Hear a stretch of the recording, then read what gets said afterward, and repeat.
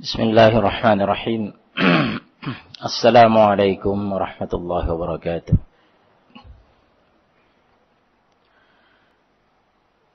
Innal hamdalillah nahmaduhu wa nasta'inuhu wa nastaghfiruh wa na'udzu billahi min shururi anfusina wa min sayyiati a'malina. Man yahdihillahu fala mudilla lahu wa man yudlil فلا هادي له أشهد أن لا إله إلا الله وحده لا شريك له وأشهد أن محمدا عبده ورسوله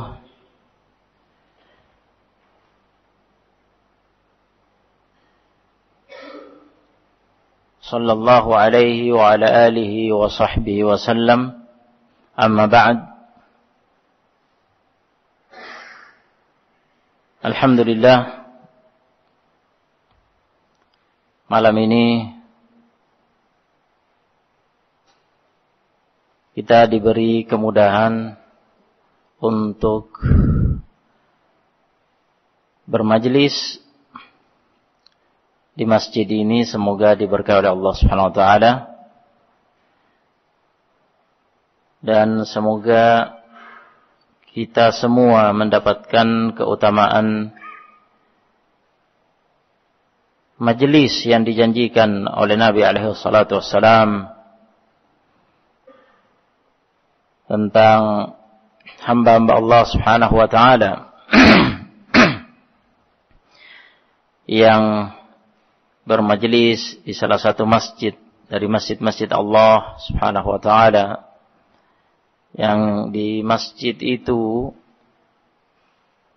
Allah Subhanahu wa taala disebut, dipuji, disanjung, ayat-ayat Allah Subhanahu wa taala dibacakan, hadis-hadis Nabi alaihi salatu wassalam dibacakan,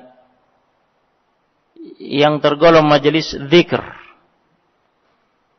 majelis yang mengingatkan orang-orang yang bermajelis kepada Allah Subhanahu wa taala bahwa nazalat alaihimus sakinah, turun kepada mereka ketenangan. Jadi diberi ketenangan di hati-hati mereka, yang ketenangan itu tidak dirasakan oleh orang-orang yang tidak bermajelis. Wa ghasyiyatuhumur rahmah, mereka diliputi oleh rahmat Allah Subhanahu wa taala. Wa haffathumul malaikah, dan mereka dikitari oleh para malaikat. Malaikat Allah Subhanahu wa taala. Wa dzakarahumullahu fi man 'inda, dan Allah Subhanahu wa taala menyebut mereka, memuji mereka di kalangan para malaikatnya yang dekat kepada Allah Subhanahu wa taala yang ada di langit. Para malaikat yang ada di langit yang dekat kepada Allah Subhanahu wa taala yang ada di atas langit, di atas arasy. Barakallahu fikum. Tentunya dengan syarat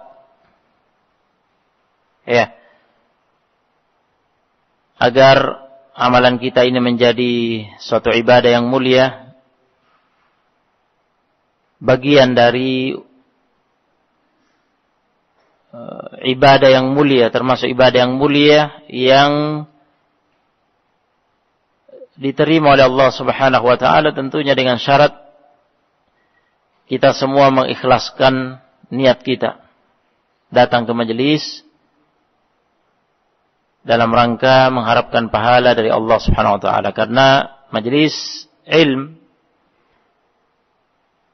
majelis at-tafaqquh fid din, dalam rangka untuk mendalami agama Allah, syariat Allah, merupakan ibadah, termasuk ibadah yang paling mulia. Apalagi di zaman kita. Ya. Jadi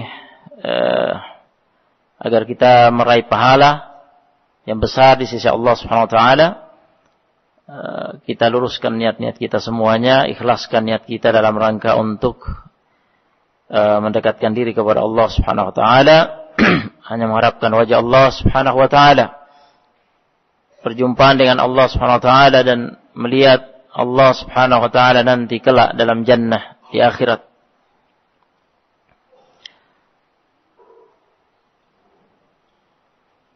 Selain itu,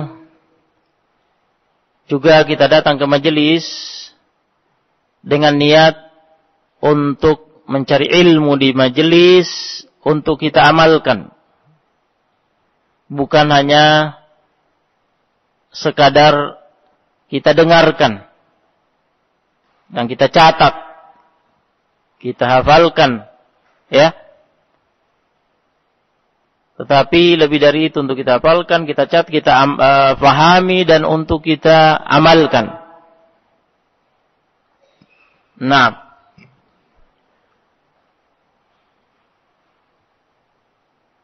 ilmu yang didapatkan di majelis, walaupun sedikit tetapi diamalkan, itu bermanfaat, menjadi ilmu nafi'. Barakallahu fikum.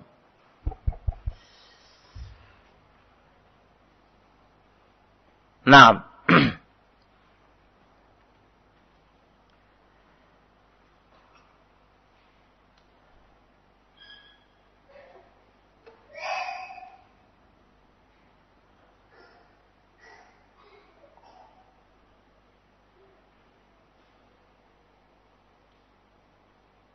jadi ini bagian dari upaya kita untuk banyak beribadah kepada Allah Subhanahu wa taala, banyak berzikir, mengingat Allah Subhanahu wa taala, karena kita diperintahkan oleh Allah Subhanahu wa taala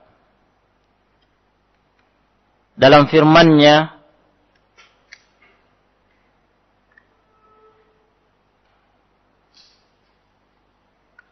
ya ayyuhalladzina amanu dzkurullaha dzikran katsira.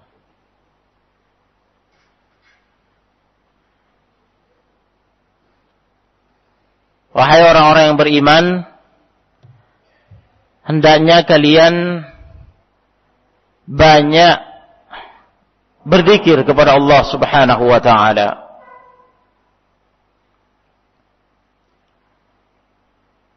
Ya. Tadi wajibkan banyak zikir kepada Allah Subhanahu wa taala agar tidak lalai. Ya. Banyak mengingat Allah Subhanahu wa taala dari satu ibadah ke ibadah yang lainnya, dari satu majelis, ya majelis ilmu, majelis zikir ke majelis yang lainnya.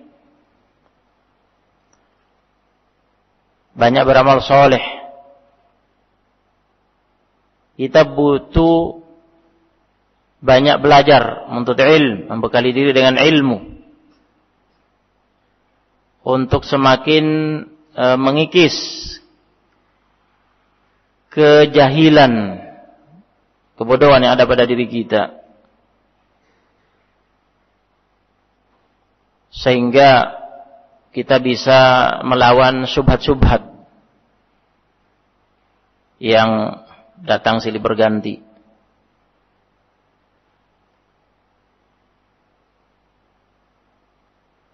Yang merupakan fitnah yang menjadi ujian. Begitu pula banyak beramal soleh yang dengannya kita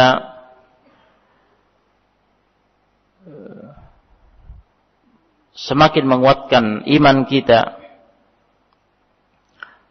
dan kita bisa mengendalikan dan mendukkan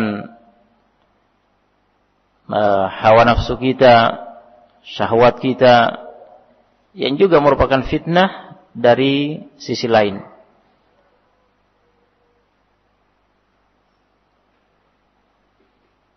Kita sudah sering mendengar firman Allah Subhanahu wa taala dalam surah Al-Ankabut,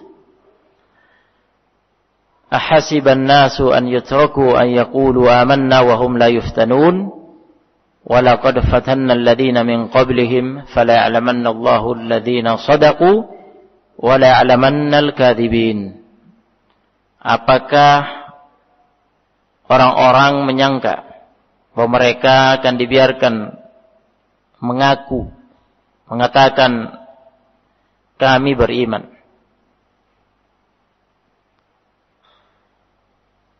dalam keadaan mereka tidak akan diuji dengan fitnah-fitnah? Apakah orang-orang menyangka demikian? Ya, persangkaan seperti itu keliru. Ya, jangan menyangka bahwa dengan mudahnya kita mengaku beriman, kemudian ya kita jalani hidup ini tanpa ujian, tanpa fitnah. Kita mesti akan berhadapan dengan berbagai ragam fitnah,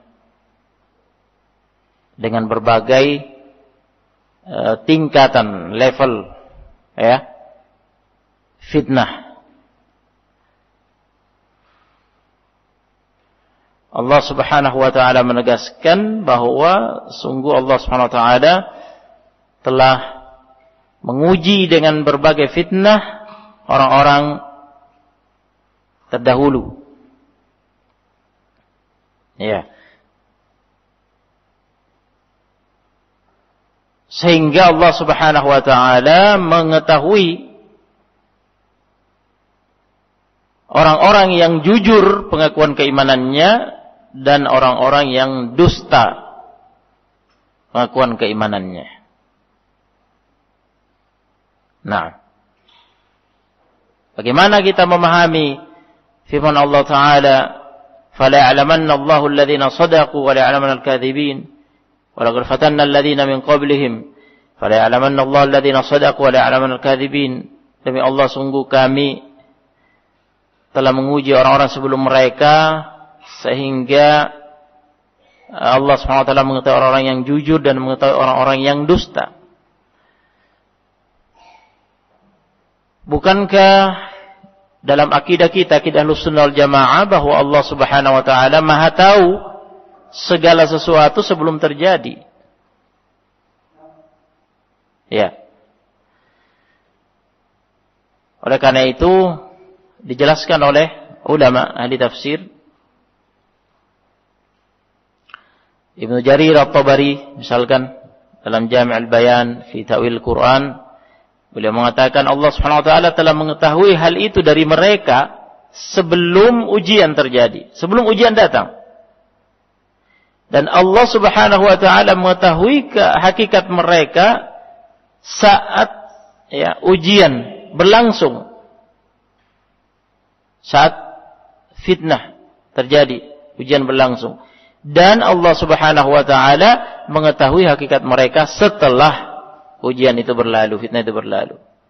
Akan tetapi makna ayat wala yudhhirannallah, sungguh Allah Subhanahu wa taala akan menampakkan siapa yang jujur, siapa yang dusta.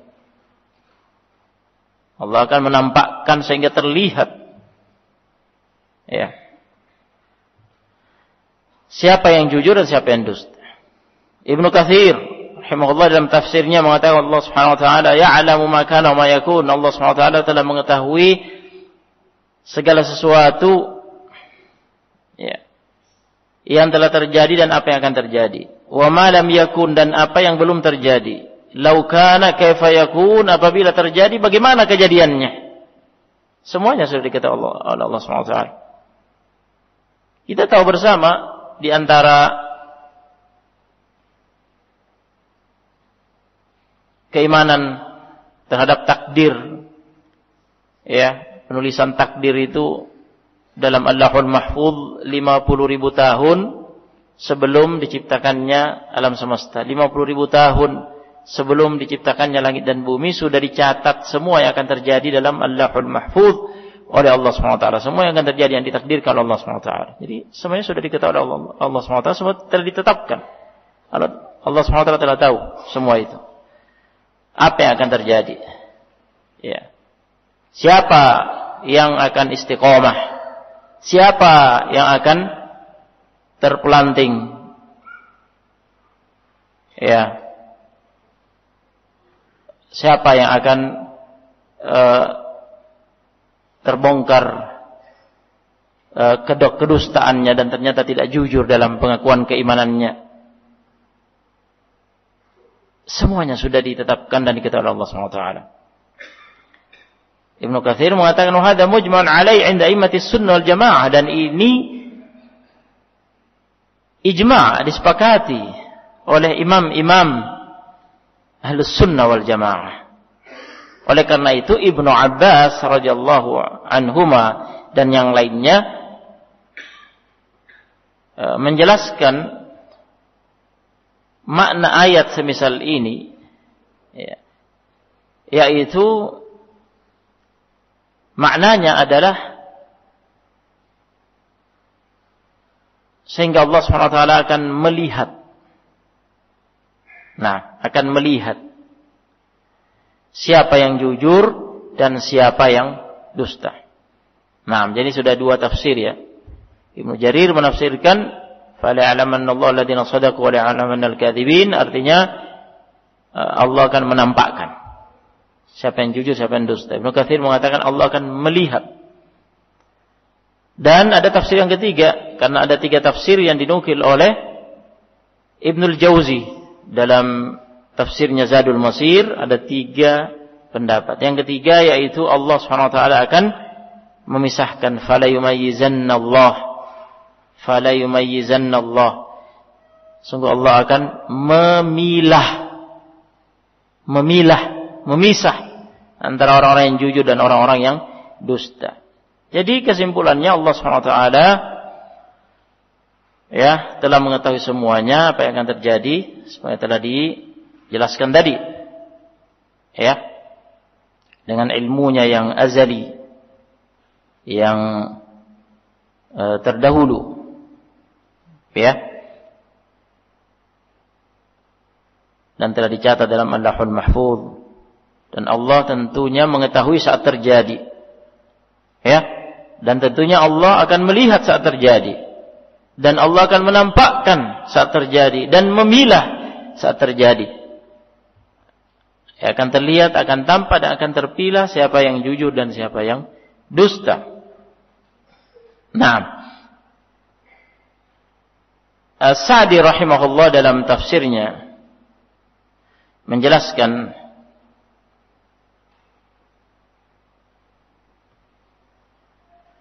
bahwa hal itu merupakan suatu kemestian sebagaimana pada ayat ini ya, untuk pemilahan antara yang jujur dari yang dusta, memilah siapa yang di atas kebenaran, siapa yang di atas kebatilan, ya.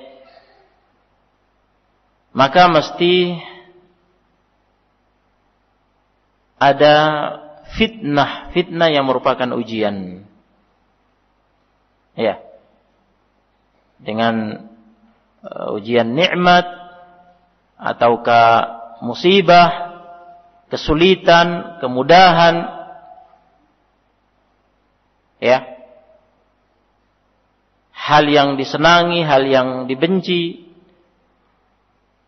Kekayaan, kemiskinan, bahkan kadang-kadang fitnah, ujian itu musuh-musuh Islam ya, mengalahkan kaum muslimin. Nah, dan akan diuji siapa yang benar-benar melakukan mujahadah, berjihad, ya, melawan musuh. Nah, dengan ucapan dan amalan, perbuatan. Nah, yang semua itu kata Sa'di rahimahullah tarji'u kulluha ila fitnati syubhat al-mu'aridati lil aqidah wasyahawat al-mu'aridati lil iradah. Nah, ini kesimpulannya. Fitnah-fitnah itu semua yang digambarkan tadi sebagiannya itu semuanya kembali kepada fitnah syubhat, fitnah syubhat-syubhat. Syubhat-syubhat itu pola pikir, pemahaman yang rancu dalam memahami agama. Ya. Itu akibat kejahilan. Yang bertentangan dengan akidah yang benar, akidah Ahlussunnah wal Jamaah. Yang kedua, kembali kepada syahwat, al-mu'aridah lil iradah. Syahwat-syahwat yang bertentangan dengan niat, ya, kehendak, ya, niat untuk taat kepada Allah Subhanahu wa taala. Nah, kemudian beliau menjelaskan bahwa barang siapa ketika datang syubhat-syubhat, imannya tetap kokoh dan tidak goyah, dia menolak, menepis syubhat-syubhat itu dengan ilmu yang dia miliki, ya, tentang kebenaran yang dia pegang, yang dia yakini. Dengan kebenaran yang dia miliki, dia menepis dan menolak syubhat-syubhat itu, dan dia kokoh, tidak goyah. Begitu pula ketika datangnya dorongan-dorongan syahwat yang menggoda, ya, yang mengajak untuk melakukan kemaksiatan, dosa, atau dorongan syahwat yang akan memalingkan dari perintah Allah Subhanahu wa taala dan Rasulnya, dari kewajiban. Dia beramal dengan tuntutan keimanannya dan dia berjuang mujahadah untuk mengendalikan dan melawan hawa nafsunya, menundukkan syahwatnya. Dalla dzalika ala sidqi imani wa sihhatihi. Itu menunjukkan, ya, kebenaran, kejujuran imannya, kebenaran keimanannya dan kejujuran keimanannya. Sebaliknya, barang siapa ketika datang syubhat-syubhat, itu berefek pada hatinya, menimbulkan keraguan. Jadi bimbang dia, jadi ragu. Dan ketika muncul dorongan-dorongan syahwat yang menyeretnya kepada kemaksiatan atau memalingkan dia dari kewajiban, maka hal itu menunjukkan dalla dzalika ala adami sihhati imani wa sidqi. Itu menunjukkan keimanannya, ya, tidak jujur dia, ya, tidak benar keimanannya. Nah, ya, ini globalnya, ya. Kemudian beliau menjelaskan, "Nasu fi hadzal maqam darajatun la yuhsi illallah." Tentunya orang-orang dalam perkara ini bertingkat-tingkat, ya. Bertingkat-tingkat, hanya Allah Subhanahu wa taala yang Maha tahu bagaimana tingkatan keimanan setiap orang. Nah, yang namanya iman mulai di sunnah jamaah itu yazidu wa yanqus.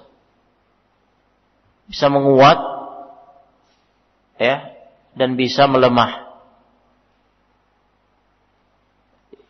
Menguat dengan ketaatan, dengan amal soleh semakin sempurna. Melemah dengan kemaksiatan. Naam. Ini harus kita sadari. Artinya yang namanya ujian berupa fitnah itu tidak ada habisnya. Ya. Karena itu dalam rangka menguji kita. Sebagaimana yang telah kita dengar tadi. Nah,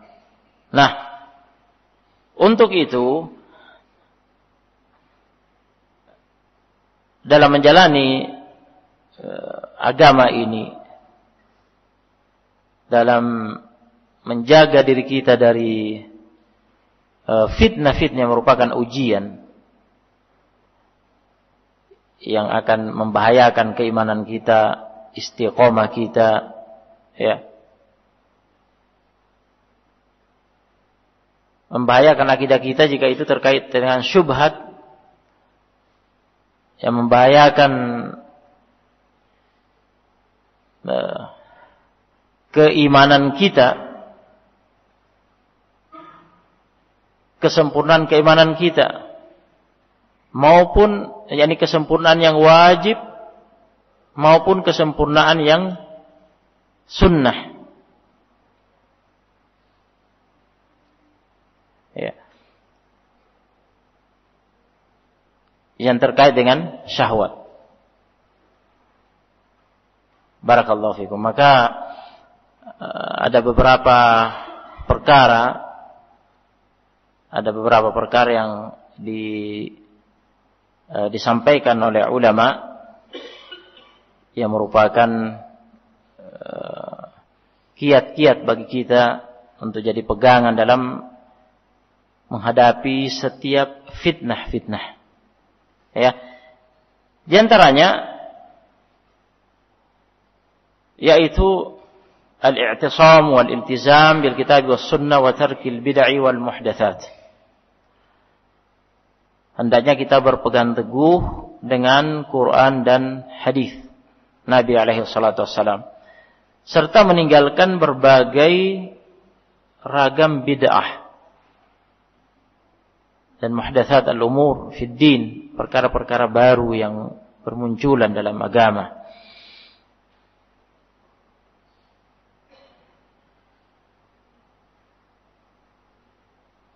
Ada athar dari Ibnu Abbas radhiyallahu taala anhuma yang dikeluarkan oleh Abu Ja'far Ibnu Jarir At-Tabari rahimahullah dalam tafsirnya Jami'ul Bayan.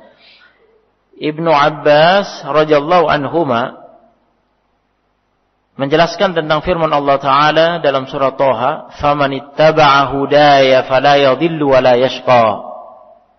Famanittaba'a hudaya fala yadhillu wala yashqa. Barang siapa mengikuti petunjukku, petunjuk Allah Subhanahu wa taala, fala yadhillu, maka dia tidak akan sesat dan dia tidak akan sengsara. Kata Ibnu Abbas, tadammana Allahu liman qara'al Qur'ana wattaba'a ma fihi an la yadhilla fid dunya wa la yashqa fil akhirah. Allah menjamin bagi setiap orang yang membaca Quran dan mengikuti ajaran yang ada dalam Quran, bahwa dia tidak akan sesat di dunia dia tidak akan sesat, dan di akhirat dia tidak akan sengsara. Ya. Hadis Abu Hurairah radhiyallahu taala anhu, hadis yang sahih bahwa Nabi alaihi salatu wassalam pernah bersabda, taraktu fikum syai'aini lan tadillu ba'dahuma ma tamassaktum bihima. Saya meninggalkan di tengah-tengah kalian dua perkara. Kalian tidak akan sesat setelah keduanya, setelah adanya kedua perkara itu. Ma tamassaktum bihima. Selama kalian berpegang teguh dengan keduanya. Kitab Allah sunnati, kata Nabi. Kitab Allah, Quran dan sunnahku. Itu hadis Nabi SAW. Hadis-hadis Nabi. Al-hadis.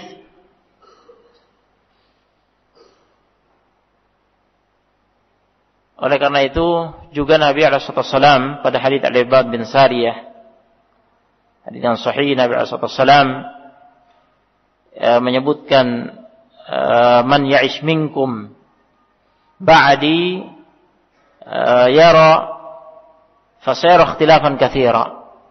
Barang siapa di antara kalian hidup sepeninggalku, dia akan melihat perselisihan yang banyak. Fa'alaikum bisunnati wa sunnatil khulafa'ir rasyidin al-mahdiyyin. Maka wajib bagi kalian untuk berpegang teguh dengan sunnahku, dengan ajaran Nabi SAW. Dan sunnah ajaran al-khulafa'ir rasyidin mahdiyyin, Abu Bakar, Umar, Uthman, Ali radhiyallahu anhum. Wa abdu 'alaiha bin nawajid, kata Nabi, gigitlah erat-erat dengan gigi geram kalian. Wa iyyakum wa muhdatsatil umur. Hati-hatilah kalian dengan urusan-urusan baru yang diadakan dalam agama ini. Fa inna kulla muhdatsatin bid'ah, karena setiap perkara baru dalam agama adalah bid'ah. Wa inna kulla bid'atin dhalalah, dan setiap bid'ah itu adalah sesat.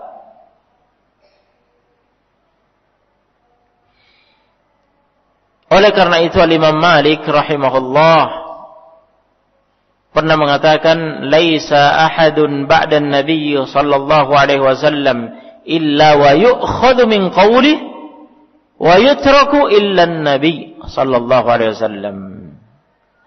Tidak ada satu orang pun selain Nabi, ya, yakni selain Nabi sallallahu alaihi wasallam, kecuali ucapannya bisa diambil dan bisa ditinggalkan.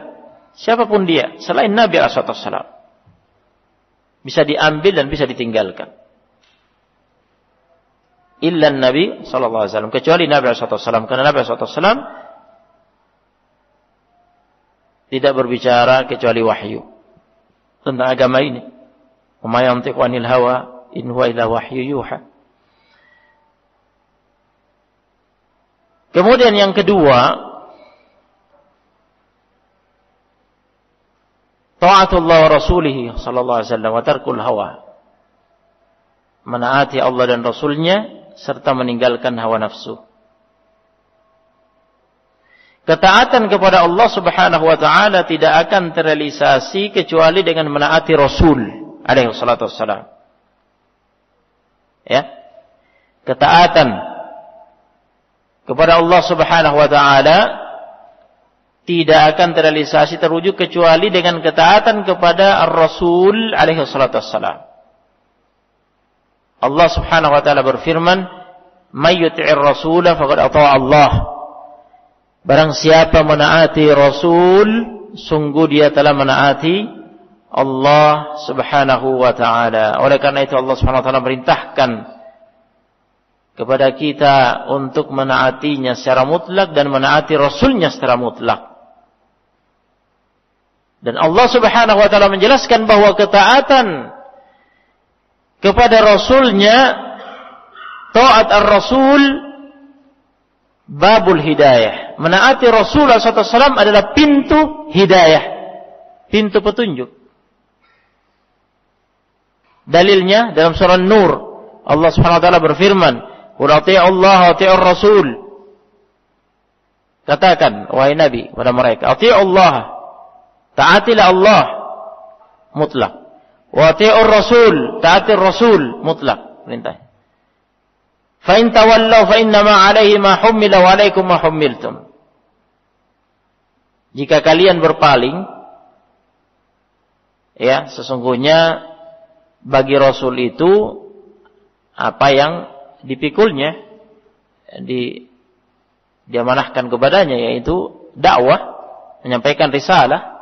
Wa 'alaikum ma hummiltum, dan tanggung jawab kalian apa yang dibebankan kepada kalian untuk taat. Tentunya ada konsekuensinya jika berpaling.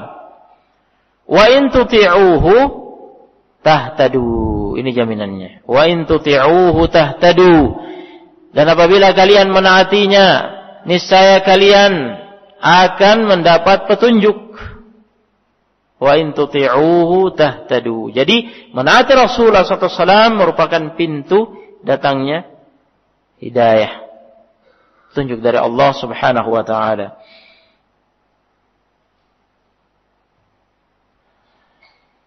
Oleh karena itu tidak boleh mengikuti hawa nafsu Ya, dalam rangka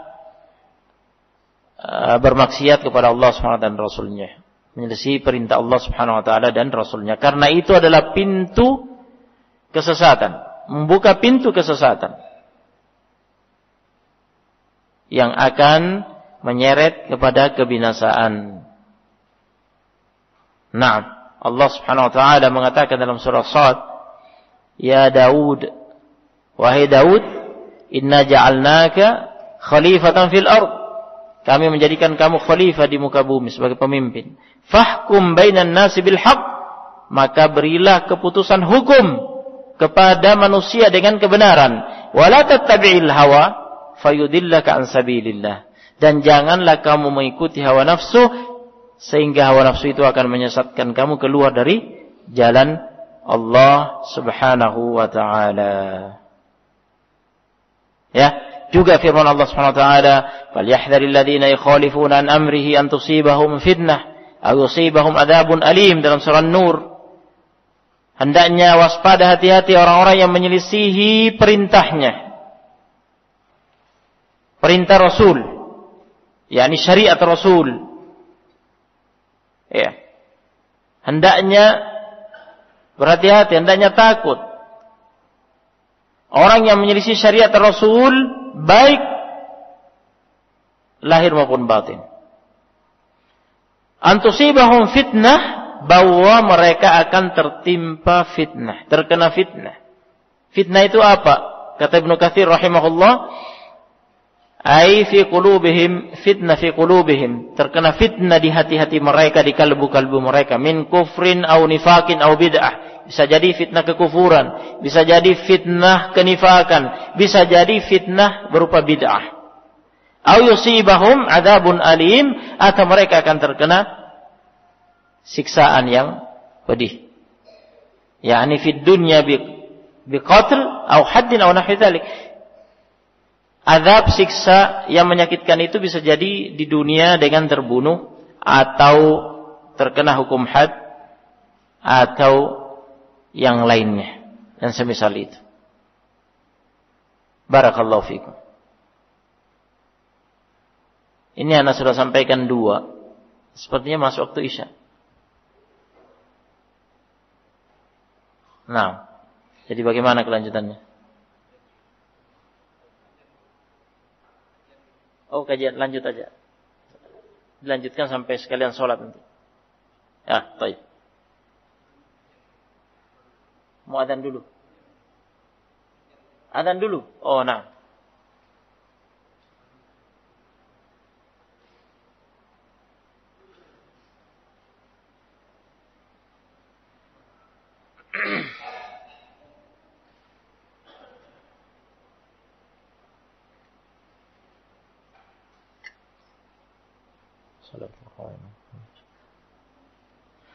Nah, berikutnya luzumul ikhlas wal mutaba'ati fi jamil amal. Senantiasa menjaga keikhlasan dan mutaba'ah, pengikutan kepada sunnah ajaran Nabi alaihi salatu wassalam pada seluruh amalan-amalan kita. Kita diperintahkan oleh Allah Subhanahu wa taala agar mengikhlaskan seluruh ibadah kita pada firman-Nya, "Wa ma umiru illa liya'budullaha mukhlishina lahuddin." Tidaklah mereka diperintahkan kecuali agar mereka beribadah kepada Allah dengan mengikhlaskan amalan, amal ibadah itu hanya untuknya, untuk Allah Subhanahu wa taala. Ikhlas itu beribadah, ibadah itu amalan akhirat, artinya amalan yang diharapkan dengannya balasan akhirat. Berharap dari Allah Subhanahu wa taala balasan di akhirat, berharap pahala di akhirat, berharap dimasukkan dalam jannah, dilindungi dari adab neraka, mengharapkan wajah Allah Subhanahu wa taala, artinya berharap agar masuk jannah sehingga melihat wajah Allah dalam jannah.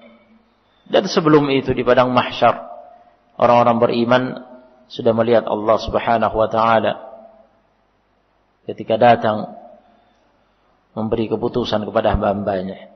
Dan disempurnakan dengan melihat Allah Subhanahu wa taala di saat-saat tertentu ketika dalam jannah. Itulah makna berharap wajah Allah. Beramal karena berharap wajah Allah. Artinya apa? Berharap untuk melihat wajah Allah Subhanahu wa taala nanti di akhirat. Pada mahsyar dan dalam jannah. Naam.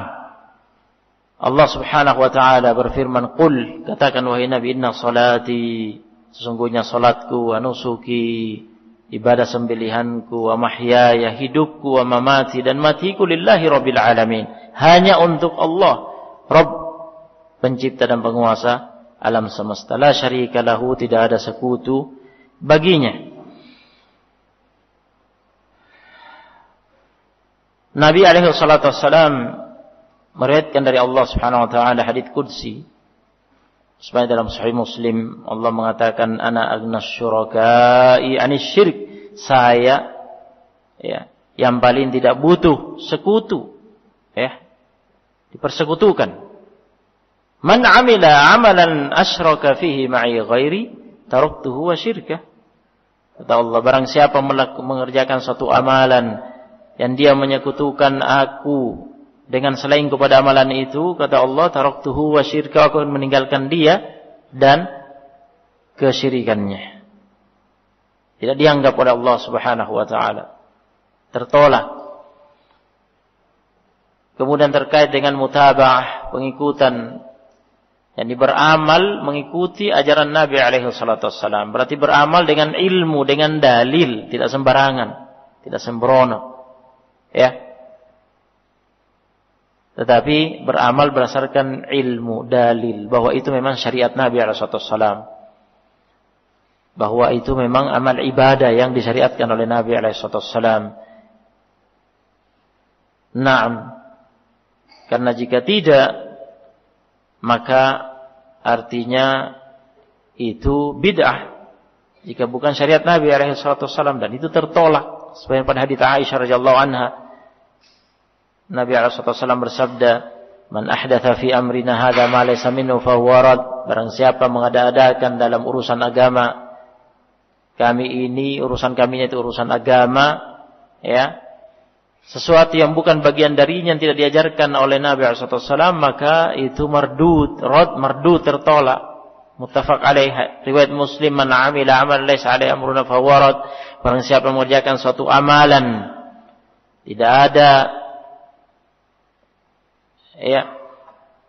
perintahnya dari kami, ini bukan syariat kami, yang kami perintahkan, yang kami ajarkan, maka itu tertolak. Nah,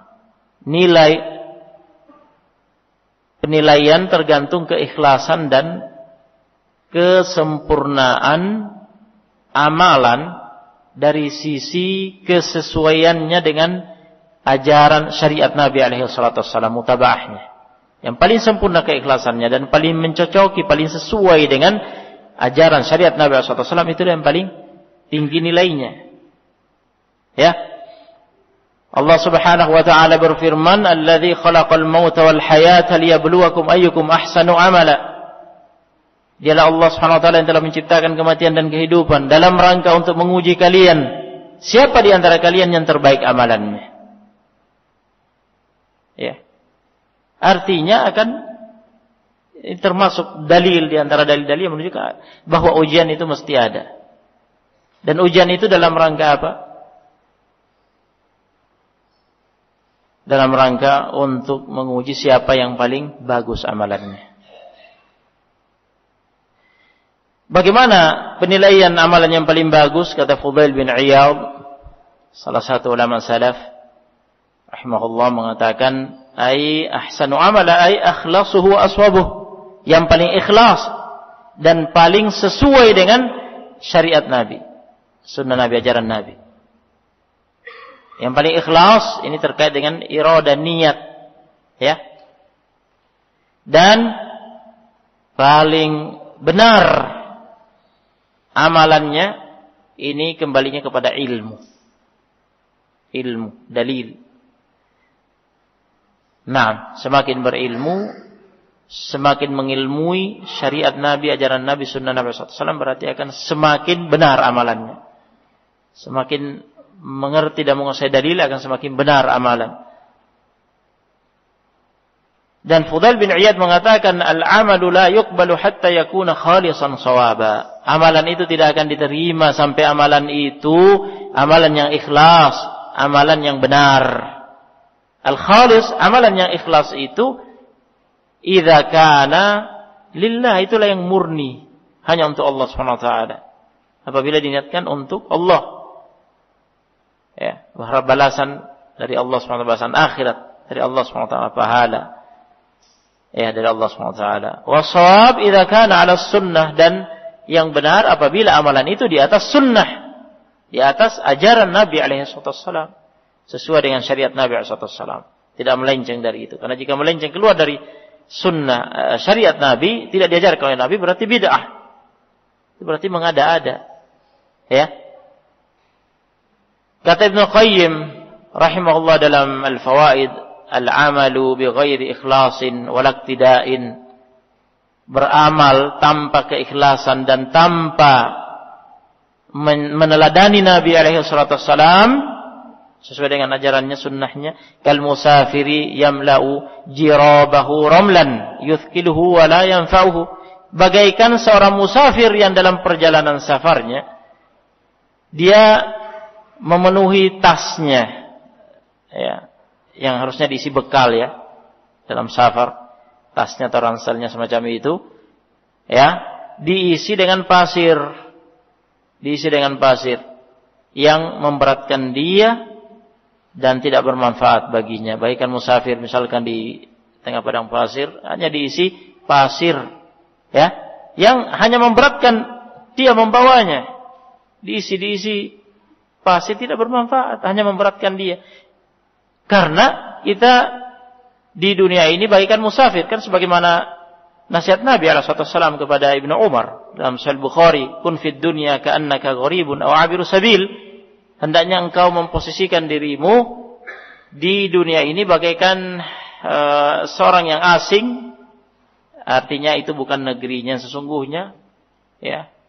Atau abiru sabil, hanya melintas dalam perjalanan safar untuk menuju negeri sesungguhnya, itu negeri akhirat. Jadi dalam perjalanan safar kita hendaknya membawa bekal yang akan bermanfaat bagi kita menuju negeri yang kita tuju, yaitu amal soleh. Syaratnya ikhlas dan mutaba'ah. Nah, kemudian berikutnya, ya, kami teringat dengan hadits Nabi SAW, hadits Abi Hurairah riwayat Muslim. Nabi SAW memang memerintahkan kita mengimbangi dan menghadapi dahsyatnya fitnah-fitnah itu dengan banyak amal soleh. Badiru bil a'mali shalihi bil a'mali, badiru bil a'mali fitana. Hendaknya kalian berlomba, ya, mengimbangi fitnah-fitnah itu dengan banyak-banyak beramal. Fitnah apapun, setiap fitnah, kecil, sedang, besar, sibukkan diri dengan amal soleh. Ya, sibukkan diri beramal. Nah, karena fitnah-fitnah itu kata Nabi alaihissalam, kaqita'il lailil mudlimi yusbihur rajulu mu'minan wa yumsi kafira wa yumsi mu'minan wa yusbihu kafira. Fitnah-fitnah itu bagaikan potongan-potongan malam, ya. Ini malam itu semakin larut semakin gelap, kan? Ya, semakin gelap berarti semakin, ya, membingungkan. Nah, berarti semakin dahsyat. Nah, jadi digambarkan oleh Nabi SAW yang namanya fitnah, ada orang yang di pagi harinya dia masih beriman, tapi di sore harinya dia kafir. Atau sebaliknya, di sore harinya dia masih beriman, di pagi harinya dia sudah kafir. Apa sebabnya? Yabi'u dinahu bi'aradi minad dunya. Dia menjual agamanya dengan sedikit kenikmatan dari dunia. Ya, ini kena fitnah syahwat. Syahwat, ya, dunia. Allahul musta'an. Baik. Jadi itulah yang kita lakukan. Dengan kita giat, rajin, banyak beramal, ya, maka kita akan tersibukkan dengan amal-amal itu. Dan dengan itu kita akan banyak mengingat Allah Subhanahu wa taala. Sebagaimana yang tadi bacakan ayatnya, ya ayyuhalladzina amanu dzkurullaha dzikran katsira. Kita diwajibkan banyak mengingat Allah, tidak cukup sedikit, banyak, harus banyak. Ya, ala bi dzikrillah tatma'innul qulub. Ingat, dengan banyak mengingat Allah, hati akan menjadi tenang. Nah, ya. Seperti itu. Seperti itu, ya, kita menjalani hidup ini. Naam. Dan menghadapi setiap fitnah. Kemudian berikutnya adalah as-sidqu ma'allah subhanahu wa ta'ala fil qawli wal amal. Hendaknya kita jujur, ya, bersama Allah subhanahu wa ta'ala dalam setiap ucapan dan amal perbuatan kita. Nah, senantiasa menjaga kejujuran apapun yang terjadi. Ya. Fitnah apapun itu. Jaga kejujuran ucapan kita dan amal perbuatan kita. Ya ayyuhalladzina amanu ittaqullaha. Hai orang yang beriman, bertakwa kepada Allah. Wa kunu ma'as shadiqin. Dan hendaknya kalian bersama orang-orang yang jujur. Ya, bersama orang-orang yang jujur. Pada hadis Nabi alaihi salatu wassalam muttafaq alaih, hadis Ibnu Mas'ud. Nabi alaihi salatu wassalam menjelaskan, innas sidqa yahdi ilal birr wa innal birra yahdi ilal jannah. Sesungguhnya kejujuran itu akan membimbing seseorang, ya, menuju kebaikan. Dan sesungguhnya kebaikan itu akan membimbing seseorang menuju jannah. Wa innar rajula la yasduqu hatta yakuna siddiqan. Dan sesungguhnya seseorang berusaha terus menjaga kejujurannya sampai dia benar-benar menjadi seorang yang siddiq, yang benar-benar selalu menjaga kejujurannya dalam setiap kondisi dan keadaan apapun itu. Ya. Wa innal kadhiba yahdi ilal fujur wa innal fujura yahdi ilan nar. Sesungguhnya kedustaan itu akan menyeret seseorang kepada kefajiran, dan kefajiran itu akan menyeret seorang masuk dalam neraka. Wa innar rajula la yakdzibu hatta yuktaba 'indallahi kadzaban.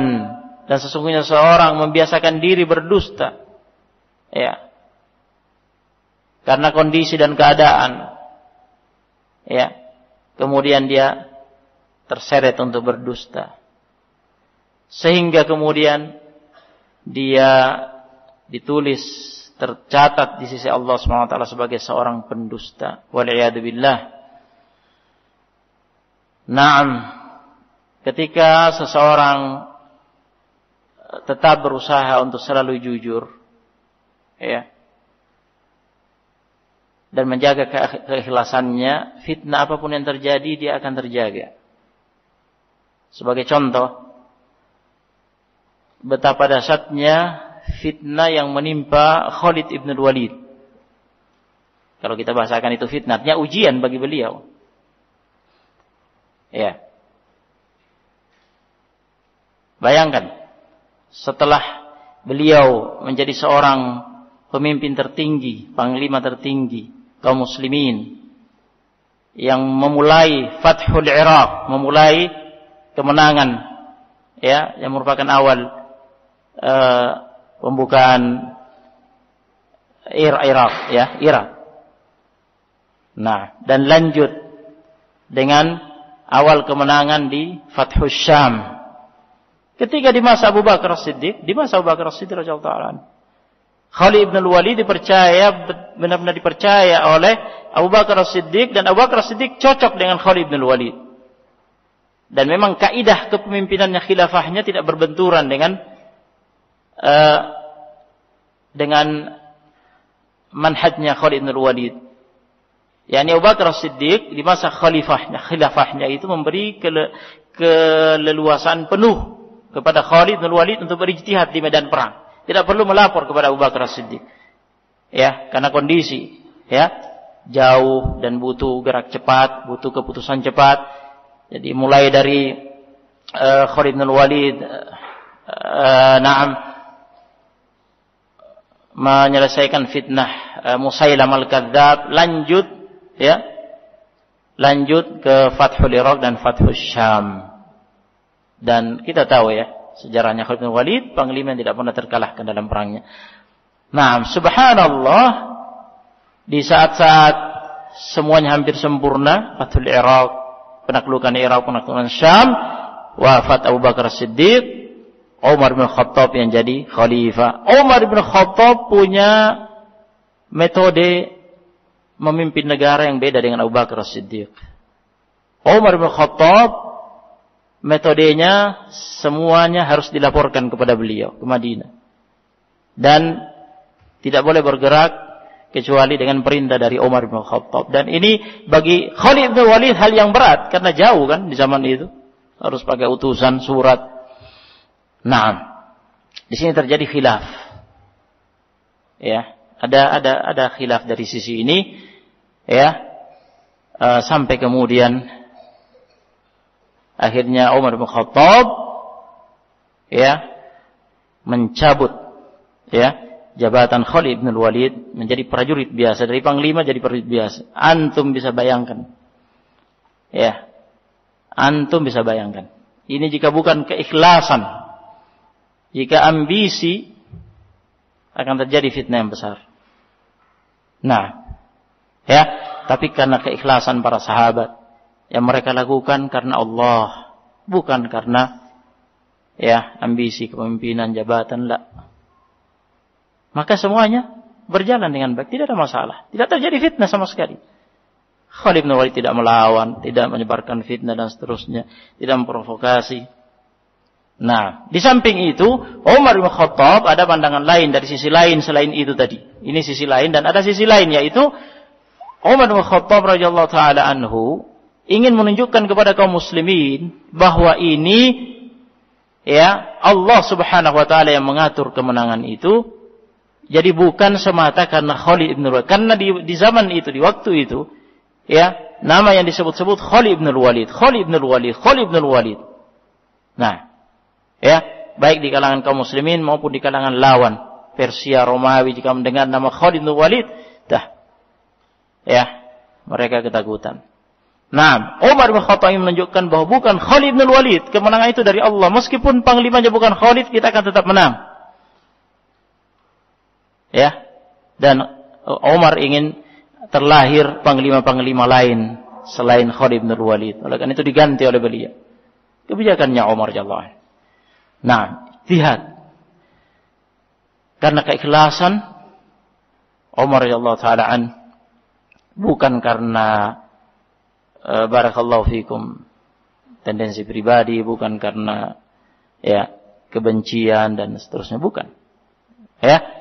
Begitu pula Khalid bin Walid karena keikhlasannya menjadi seorang pemimpin, panglima, berjihad karena Allah. Bagi beliau tidak ada bedanya jadi panglima atau jadi prajurit, yang penting berjihad, berjuang untuk agama Allah SWT, sehingga tidak terjadi fitnah. Nah, kemudian juga yang disampaikan oleh ulama dalam menghadapi setiap fitnah, yaitu al-hilm wal-anah wal-rifq. Kita berjuang untuk bisa memiliki sifat-sifat ini. Al-hilm artinya menjadi orang yang berakal dan tenang dalam menghadapi problem. Tidak panik dan tidak sembrono dalam bertindak. Itu makna al-hilm. Al-anah, at-ta'anni artinya berhati-hati dalam menilai dan menghukumi, tidak tergesa-gesa, tidak terburu-buru. Ya, dan ar-rifq artinya sikap lembut. Nah, Nabi alaihi salatu wassalam bersabda pada hadits Ibnu Abbas dalam Sahih Muslim, memuji salah satu sahabat, yaitu Asyad Abdul Qais inna fika khaslatain yuhibbuhumallah al-hilm wal anah. Ada dua perangai sifat pada dirimu yang dicintai oleh Allah Ta'ala, yaitu al-hilm. Tadi saya jelaskan al-hilm apa? Sifat berakal, tenang dalam menghadapi problem, masalah, tidak panik, tidak sembrono, ya, tidak ngawur, ya, tetap terukur, terkontrol. Kemudian al-anat, ta'anni, ya, ini berhati-hati dalam menilai dan menghukumi, dalam mengambil kesimpulan, keputusan, tidak tergesa-gesa. Dan pada hadits yang lain Nabi alaihi wasallam mengatakan at-ta'anni minallah, sikap berhati-hati itu dari Allah. Taufik dari Allah. Jika seorang diberi ketenangan dalam situasi yang genting, dalam situasi yang membingungkan, dalam fitnah, wal ajalatu minasyaiton, dan sikap terburu-buru, tergesa-gesa, itu dari syaitan. Dari syaitan. Nah, dan terkait dengan kelembutan ar-rifq, Nabi alaihi wasallam juga pernah bersabda pada Aisyah dalam Sahih Muslim, "Innar rifqa la yakunu fi syai'in illa zana." Sesungguhnya kelembutan itu tidaklah diletakkan pada sesuatu kecuali menghiasinya. Jadi indah, jadi bagus. Wala yunza'u min syai'in illa syana, dan tidaklah dicabut dari satu perkara kecuali menjadikannya jelek, buruk. Ya, ada keterangan Ibnu Utsaimin rahimahullah yang ingin ana sampaikan terkait dengan ini, ya, dalam syarah Riyadhus Shalihin setelah beliau menjelaskan tentang al-hilm. Nah, kata beliau, ketika seseorang, ya, terusik, ya, nah, dengan suatu perkara, problem, dan bahkan ada yang berbuat jahat padanya, atau ada yang melanggar, ya, melakukan pelanggaran atas dirinya, atas haknya. Nah, kemudian dia menerapkan sikap hilm, berakal ini tadi, ya, tidak panik. Nah, jadi dia tidak kemudian terbawa oleh emosinya, ya, untuk berbuat, tersulut oleh emosinya untuk melakukan tindakan. Nah, tapi dia tetap tenang, menggunakan akalnya, ya. Kemudian beliau mengingatkan, bukan berarti pula seseorang yang memiliki sikap hilm, bukan pula dia menjadi seperti keledai yang tidak peduli apa yang dilakukan terhadap dirinya, gitu. Nah, jadi seseorang, ya, namanya manusia, ya, terusik, ya, dia ada efek tentunya dia rasakan di hatinya. Tetapi dia harus tetap berakal, menggunakan akalnya, tetap tenang, tidak panik, dan dia tidak terburu-buru ketika harus membalas, memberi hukuman. Nah, sehingga apabila dengan ketenangannya tadi, ya, dengan menggunakan akalnya, kemudian dia tetap tenang, tidak sembrono, kemudian berkesimpulan setelahnya bahwa hukuman itu ternyata lebih baik daripada memaafkan, maka dia lakukan itu. Nah, ya, jika memaafkan lebih baik, maka dia memaafkan. Jadi semuanya dengan pertimbangan yang matang. Kemudian berhati-hati al-ana wa ta'anni dalam setiap perkara. Ya. Ini sikap terburu-buru, tergesa-gesa, itulah yang banyak membinasakan orang, kata Syekh Ibnu Utsaimin rahimahullah. Dan banyak menjerumuskan orang, ya, dengan sebab tergesa-gesa. Baik dalam hal, kata beliau, ya, wa ma aktsara ma yahlikul insan wa yazillu bisabab at-ta'ajjul fil umuri sawa'un fi naqlil akhbar aw fil hukmi ala ma sami'a fi ghairi dhalik. Baik itu dalam hal menukil berita tergesa-gesa, atau dalam hal menghukumi sesuatu yang dia dengar, atau selain dari itu. Naam, kata beliau, faminan nasi mathalan man yatakhattafu al-akhbar bimujarradi ma sami'a al-khabar yuhaddithu bihi wa yanquluh.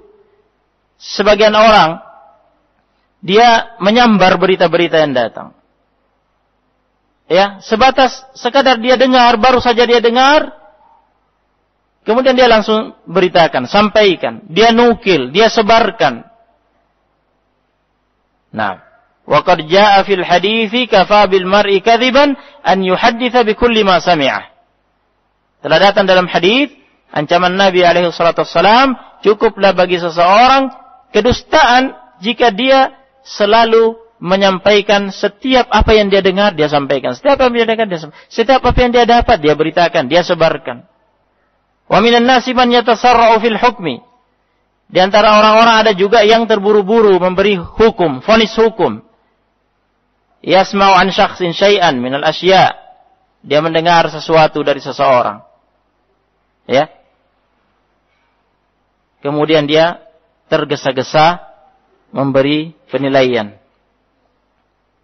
Nah, wa yata'akkadu annahu qalahu annahu fa'ala thumma yusri'u fil hukmi alayhi. Kemudian dia terburu-buru memberi vonis hukum atas apa yang dia dengar. Nah, annahu akhta'a aw dhalla aw masbadhali, bahwa dia telah salah, dia telah sesat dan semisal dengan itu. Kata Ibnu Utsaimin, wa hadza ghalatun, dan ini sikap yang salah. At-ta'anni fil umuri kullihi khair. At-ta'anni fil umuri kulluhu khair. Sikap at-ta'anni fil umuri kulluhu khair. Sikap berhati-hati dalam setiap perkara, semuanya adalah kebaikan. Ya. Jadi yang seperti ini, ya, kita berusaha untuk menghiasi sikap-sikap kita dengan ini tadi. Al-hil, at-ta'anni, dan ar-rifq. Barakallahu fikum. Mungkin ini saja yang sempat saya sampaikan. Tentunya masih ada kaidah-kaidah yang lain, kiat-kiat yang lain yang tidak sempat saya sampaikan di waktu yang terbatas ini. Semoga apa yang kami sampaikan, ya, bisa menjadi pegangan bagi kita, petunjuk bagi kita untuk senantiasa berjalan, ya, terbimbing. Nah, dalam hidup kita, setelah kita menyadari dan selalu menyadari, ya, bukan berarti kita selalu menanti, tetapi hendaknya kita selalu bersiap-siap. Ya, dan namanya fitnah tidak akan berakhir dan tidak ada akhirnya. Ya. Fitnah demi fitnah, ujian demi ujian, dan baik dari arah syubhat maupun dari arah syahwat. Ya. Tetapi yang terpenting adalah bagaimana kita bisa terus istiqomah,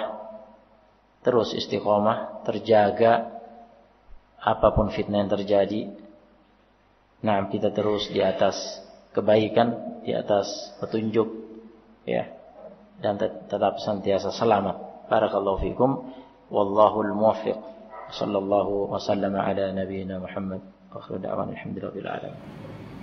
Tafadhalu barakallahu fikum.